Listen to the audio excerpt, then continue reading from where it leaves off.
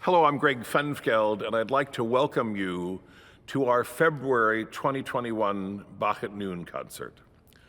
We're so glad you've chosen to join us virtually, and I hope that you enjoy this program of music by Telemann and Bach. We have two wonderful soloists. Rob and Kani will play the Telemann Flute Sonata, and Bill Sharp, a great friend of the choir, will sing four wonderful arias from four of the cantatas. As has been the case each month, we have a wonderful gift from a friend of the choir, Sandra Deiter. Sandra has given $1,000 and will match any gift that you give to help us support these concerts, these virtual Bach at Noon concerts that are seen and enjoyed by so many people in every part of the country. So please support us as you're able, and Sandra will match your gift, and we're so grateful for all of that. Thank you. Please remember that the program is available online, and you can print that so you have all of the pieces that are being performed, all of the different movements, and you have, importantly, the texts and translations of the arias that Bill will be singing. It's so helpful to have that in front of you. So take a moment, print the program, and have it with you as you listen. And do please enjoy this program. The first piece on this Bach at Noon program is the Sonata in G major of Georg Philipp Telemann. And this comes from a collection of sonatas called the Methodical Sonatas. We'll talk about that in a minute, but just a little bit about Telemann. Telemann was a friend of Bach's and may have been the person who encouraged Bach to apply for the job at the Thomaskirche and the other churches in Leipzig. Telemann himself declined that position in November of 1722. They offered him the job in Leipzig. He spent 3 months pondering it and then decided to stay in Hamburg, where he was enjoying great success and popularity. As a friend of Bach's, he became the godfather of Bach's most famous son, Carl Philipp Emanuel Bach, and they both shared that same middle name, Georg Philipp Telemann, Carl Philipp Emanuel Bach. And Telemann followed C.P.E. Bach's career with great interest and may have even helped him succeed Telemann in Hamburg. So these methodical sonatas, it's very interesting because when we look at music, we think our job is to play the notes on the page. But these composers, especially in the slow movements of these sonatas, expected that they would write out a melody, but the performance would not be anything like what was written on the page. The notes would be very much elaborated, and this was called the method. What was written on the page was kind of a prescription, and the performer was to turn that into an elaboration. There was a spontaneous fashioning of embellishments, of ornaments, of making the music come alive in a way. Now, I'm going to give you an example. What Telemann does in these methodical sonatas is he writes the flute or violin part, it could be played by flute or violin, on 2 lines. And on the top line, he writes kind of the basic idea of a melody. But in order to show people how to get this method of embellishment and ornamentation, he writes a second line with what he thinks might be the ornamented approach to this. So I'm going to play 2 measures for you. Here's the basic melody that Telemann writes.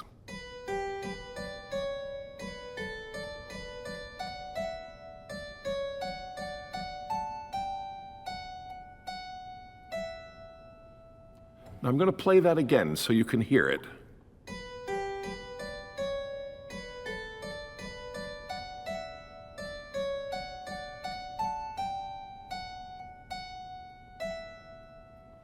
Now, with the embellishment idea in this method, it comes out like this.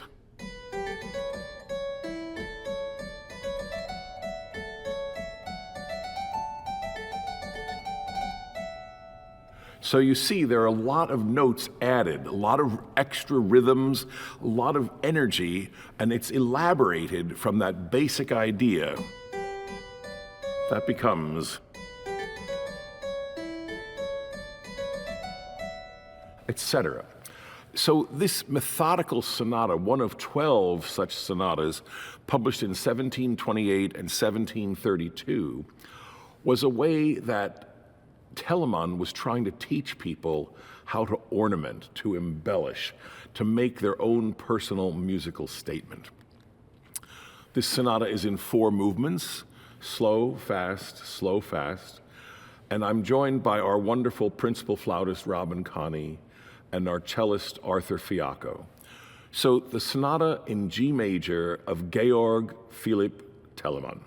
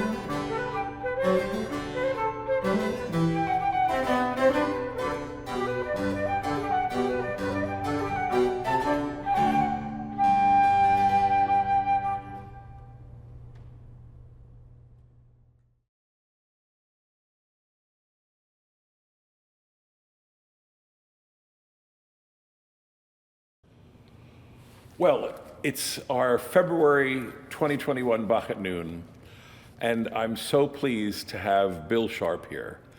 Bill has been at so many of our festivals, and he's sung at so many of our Bach at Noon concerts and our other concerts, and he's just been a great friend to me and to the choir.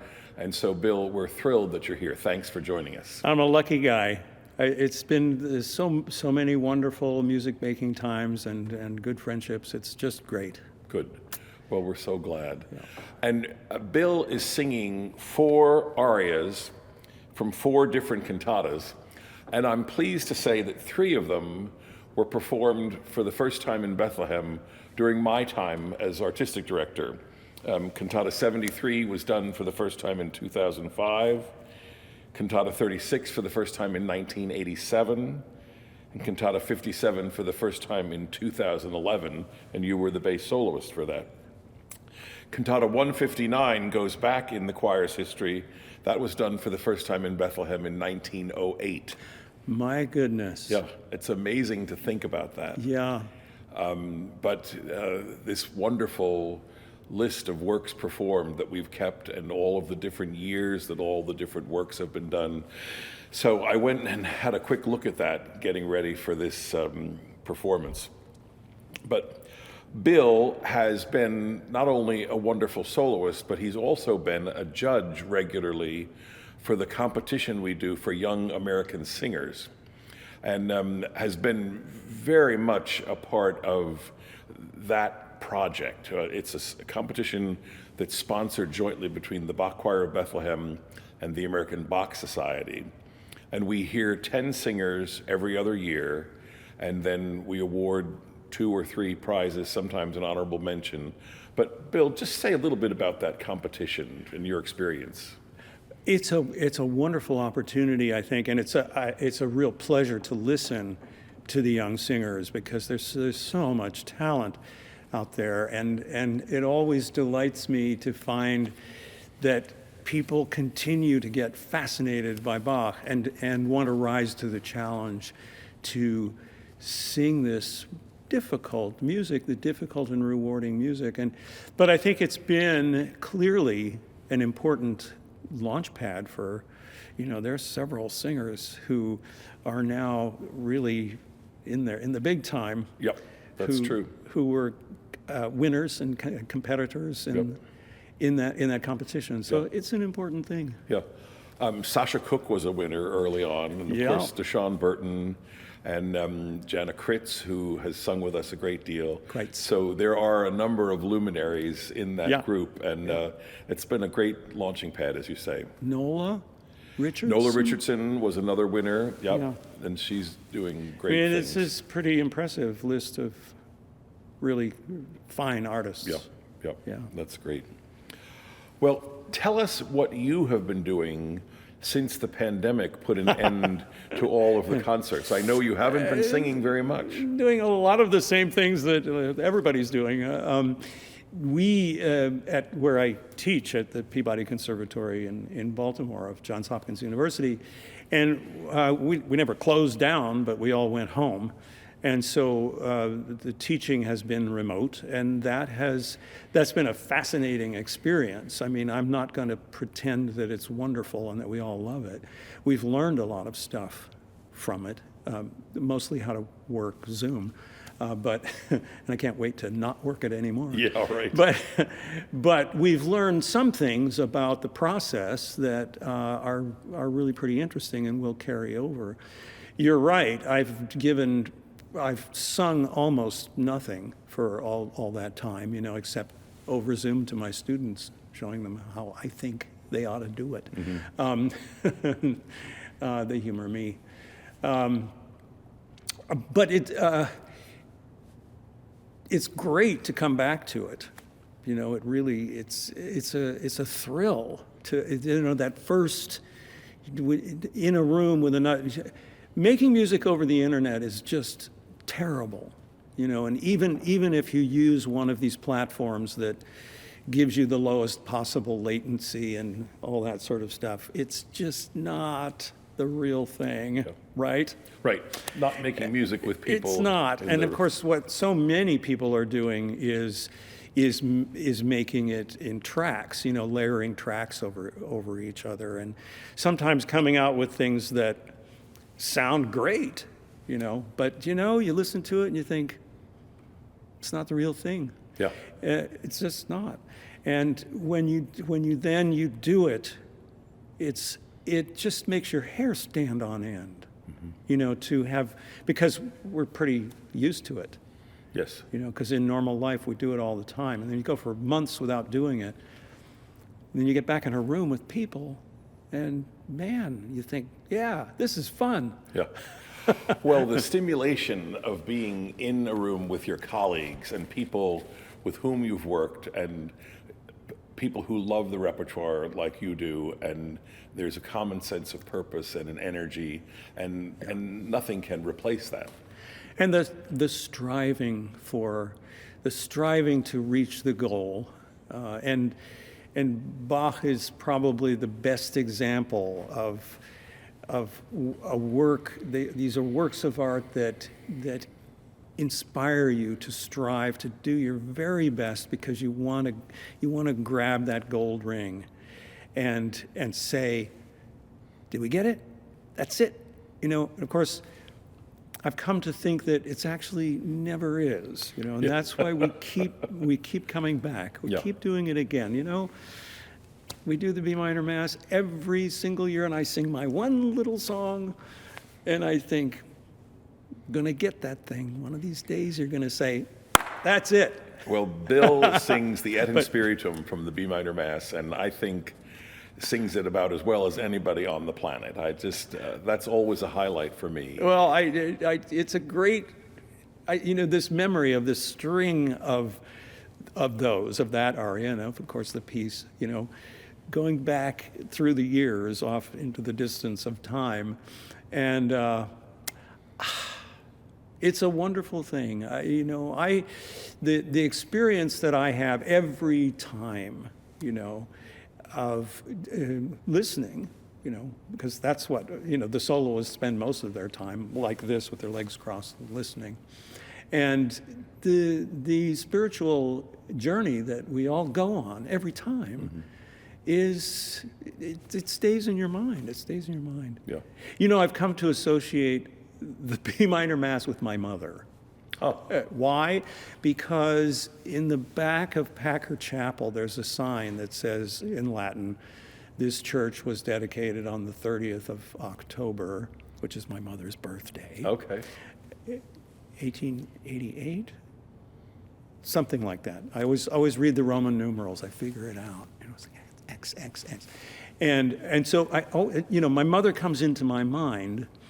And then, because of it's all mixed up with the spiritual aspect, and my mother's spirituality, which was a questioning. She was a child of a preacher that went back generation after generation. If you go far enough back, they suddenly turned Lutheran because they were German, but they were Presbyterian. And my mother was always questioning, She was a woman of faith, and she would always say, "Yes, I believe. But she loved to discuss things. And she would always end up saying, you can't know, can you? You can't know." And, so it came down to, by the time she passed away, it was perfectly clear that my mother didn't know what was going to happen.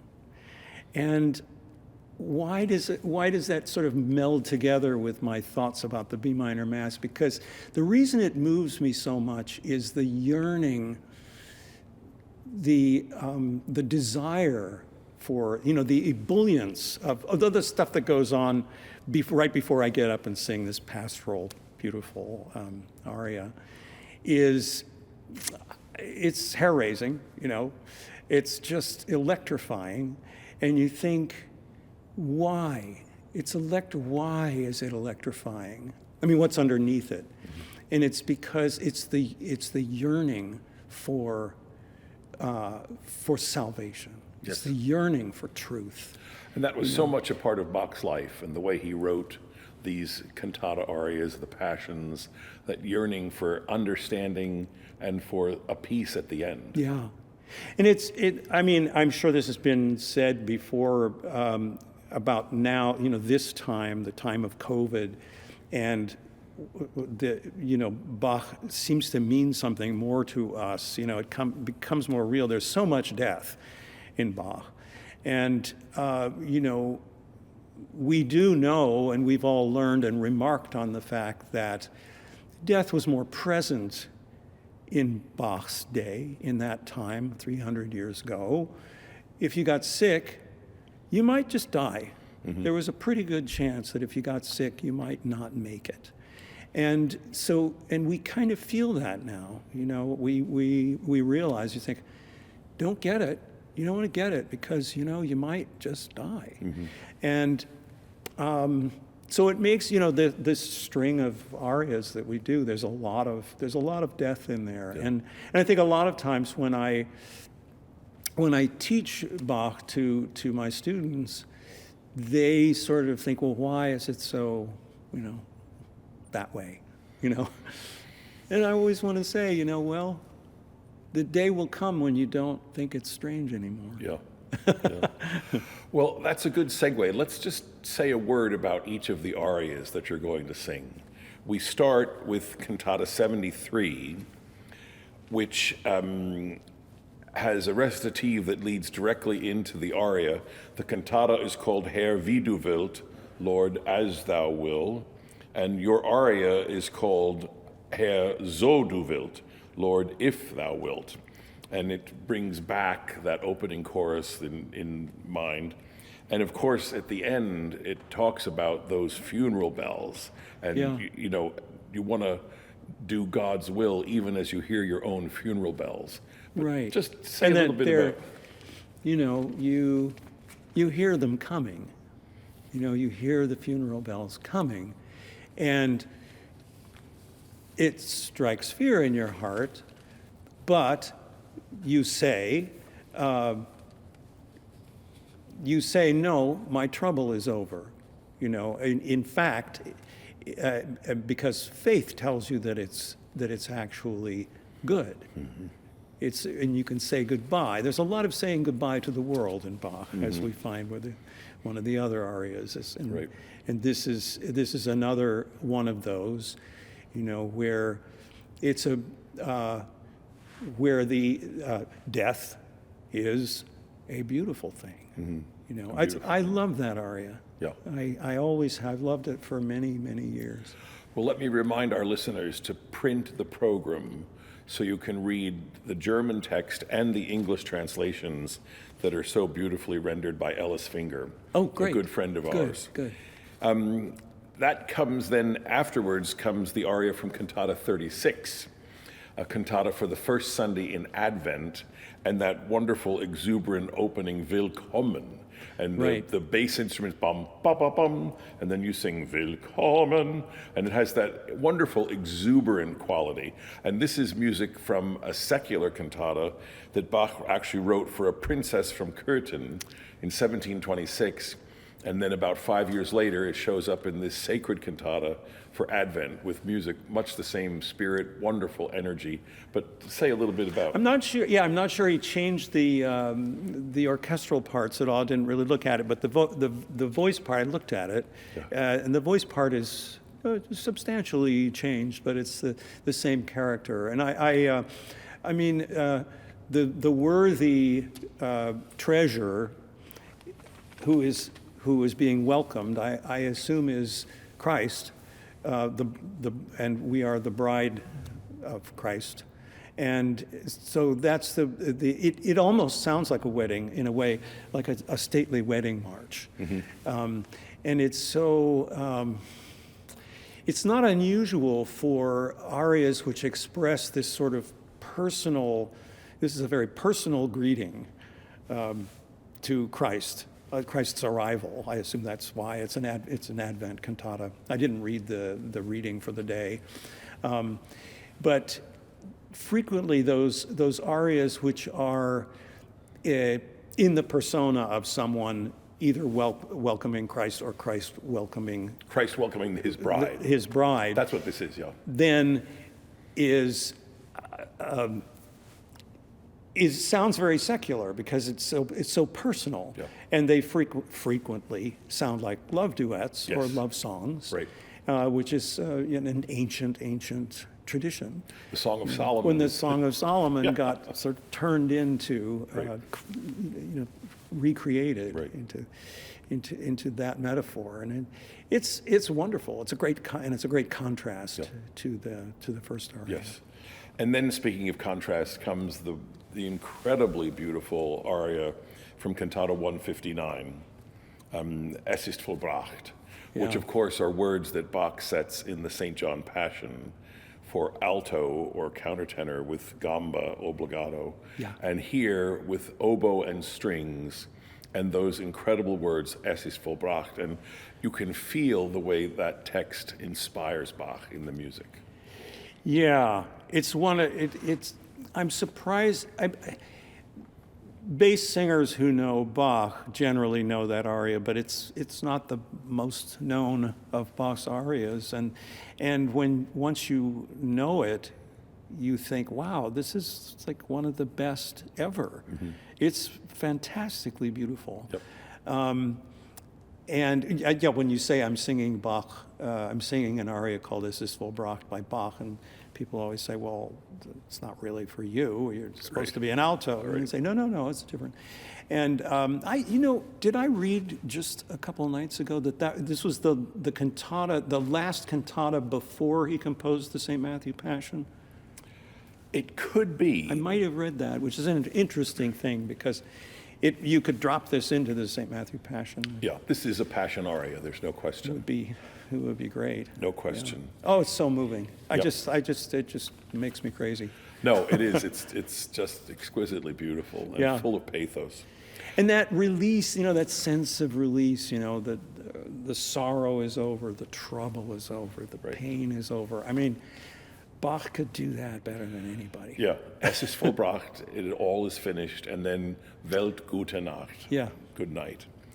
And then we end with something, again, in the way of a big contrast, Yeah. the bass aria from Cantata 57. And this is another one where it's the soprano who's the soul of the believer and the bass who represents the voice of Christ. It's a dialogue cantata. And just, again, say a little bit about this aria. Well, it again is wonderful, and it has a secular, almost sort of operatic quality to it. Mm-hmm. And I frequently think that those kinds of arias may well have been. I mean, we're all like children in the eyes of God, but I think this would appeal to kids, because it's about a superhero who can slay dragons, and the dragon happens to be evil. It's the devil, and Christ is saying, I can do this. I got this. Yeah. Don't worry. Mm-hmm. I'm taking care of evil. Yep. And it's all very simple. Well, there's tremendous energy in the rhythm. There is tremendous energy. Yeah. Energy. I can still remember my newborn granddaughter at the time listening to some Bach and just bouncing, not understanding anything about the music, but just picking up on the rhythm. And this has incredible rhythm. It was one thing I love more than anything else in Bach at Noon concerts is watching the kids. Yeah. The kids hearing music, hearing Bach, probably most of them for the first time ever, and just like going crazy. There was one little girl, I wish I had filmed her, who just was in ecstasy. I don't even remember what the music. Well, it was actually more than one piece. It went on for the whole concert. Wow. It was That's just great. sitting right over there. That's great. Well, Bill, we're going to listen to your 4 arias now, and it's so wonderful to have this chance to talk with you. Thank you for your insights and your thoughts. Thank you for being here to sing, and take good care. Stay well and stay healthy. Thank you for all the Bach, all the years, and all the years of friendship. Thank you, Greg. Absolutely. It's wonderful. Great.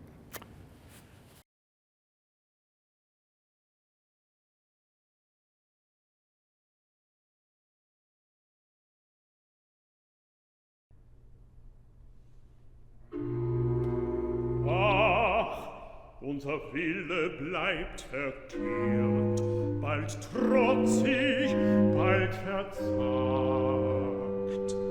Des Sterbens will nie gedenken, allein ein Christ, in Gottes Geist gelehrt, lernt sich in Gottes Willen senken und sagt, Herr, so du willst.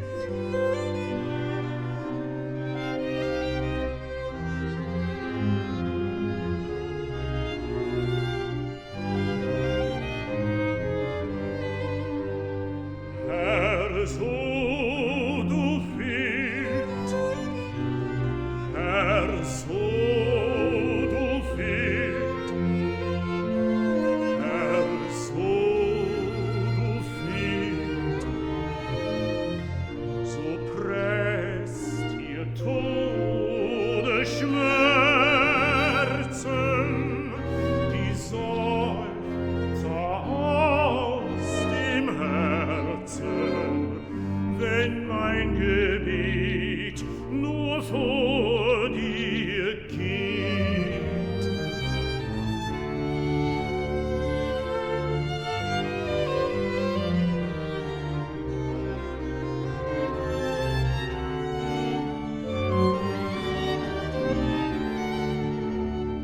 Herr, so du willst. Herr, so du willst. Herr, so du willst. So lege meine Glieder in Staub und Asche nieder. Dies höchst verderbte Sündenbild.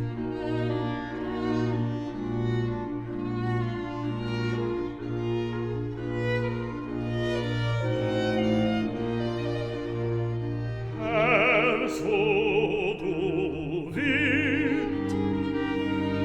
Herr, so du willst.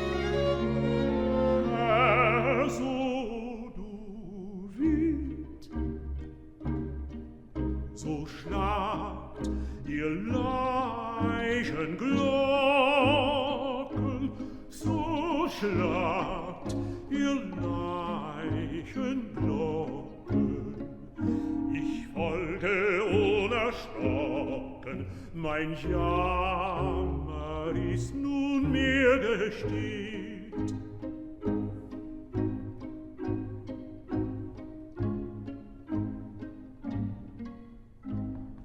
Herr, so du willst, Herr, so du willst. Herr, so du willst, Herr, so du willst. Herr, so du willst.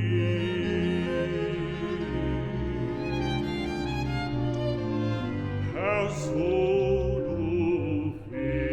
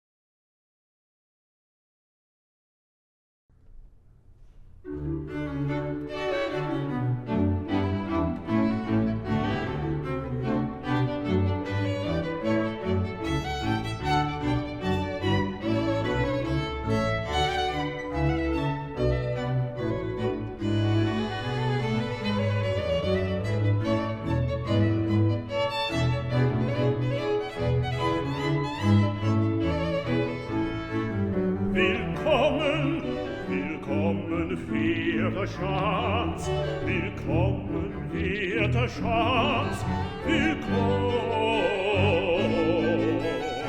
werter Schatz,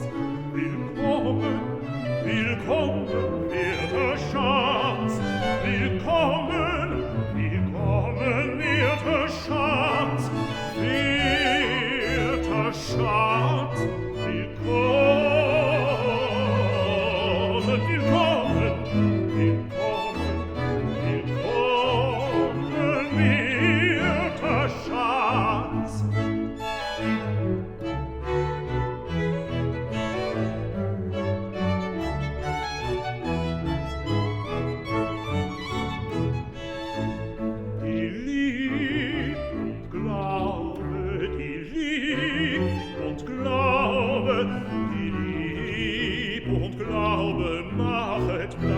Die Liebe und Glaube machet Platz für dich in meinem Herzen rein.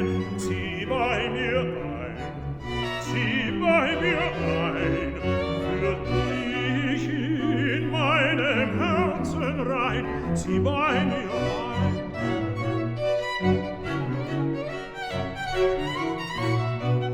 Willkommen, willkommen, werter Schatz, willkommen, werter Schatz, willkommen,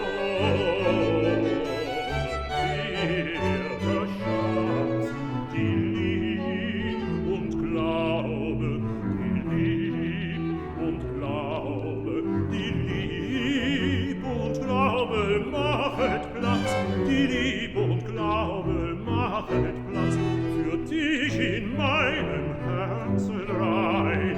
Zieh bei mir ein, die Lieb und Glaube, die Lieb und Glaube machet Platz in meinem Herzen rein. Zieh bei mir ein, zieh bei mir ein, zieh bei mir ein, zieh bei mir ein. Werter Schatz, zieh bei mir ein. Willkommen, werter Schatz, zieh bei mir ein.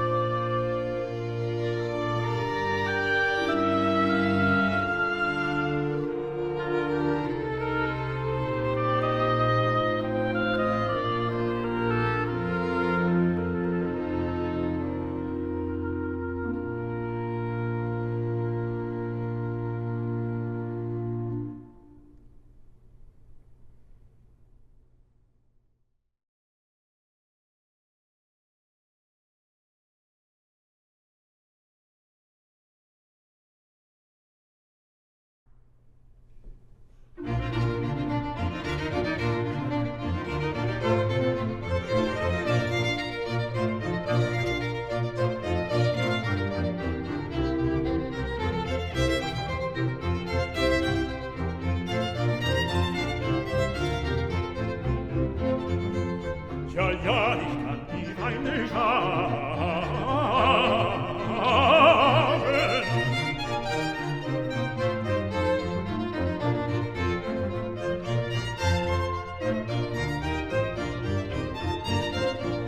Ja, ja, ich kann die Feinde schlagen.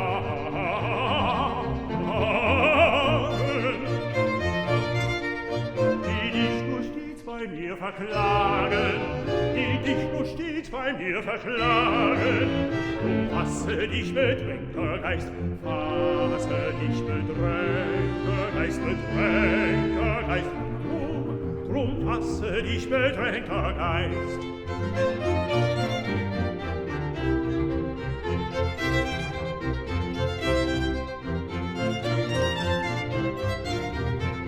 Ja, ja, ich kann die Feinde schlagen.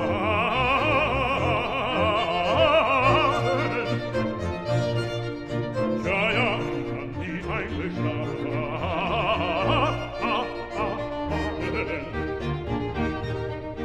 Die dich nur stets bei mir verklagen, die dich nur stets bei mir verklagen. Drum fasse dich, bedrängter Geist, fasse dich, bedrängter Geist, bedrängter Geist. Drum fasse dich, bedrängter Geist.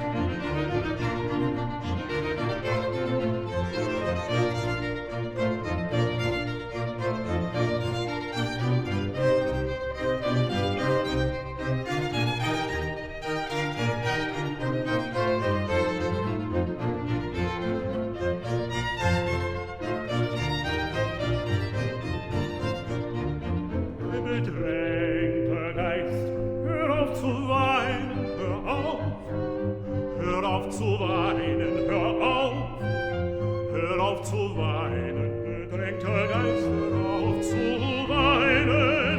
Die Sonne wird noch helle scheinen, die dir ins krumme Wolken weist.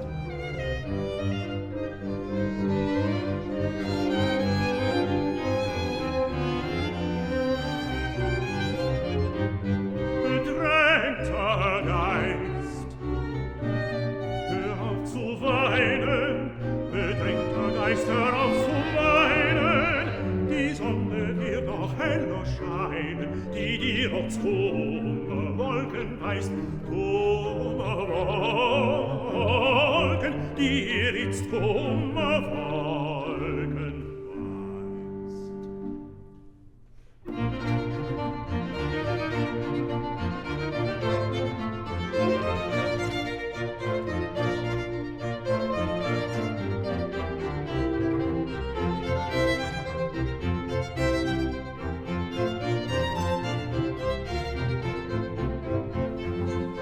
Ja, ja, ich kann die Feinde schlagen.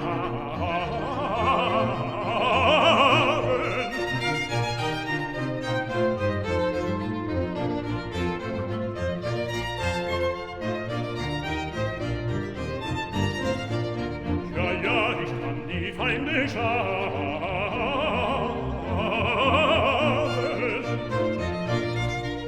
Die dich nur stets bei mir verklagen, die dich nur stets bei mir verklagen. Drum fasse dich, bedrängter Geist, fasse dich, bedrängter Geist, bedrängter Geist. Drum fasse dich, bedrängter Geist.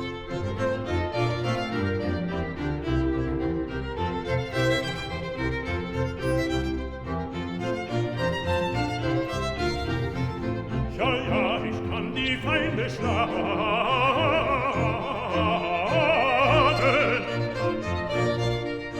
Ja, ja, ich kann die Feinde schlagen.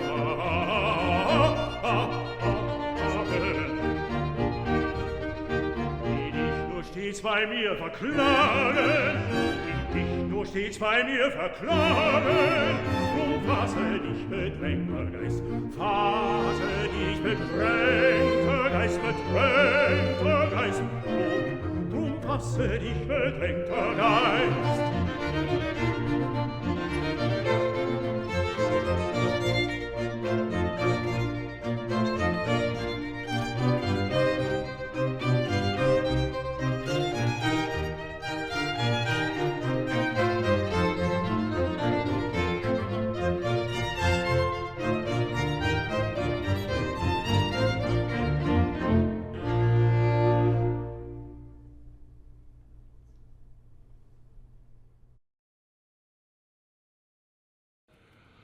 Once again, thank you for joining us for this February Bach at Noon. We wish you, again, a very happy new year. We wish you good health and peace in your hearts and minds. Take good care.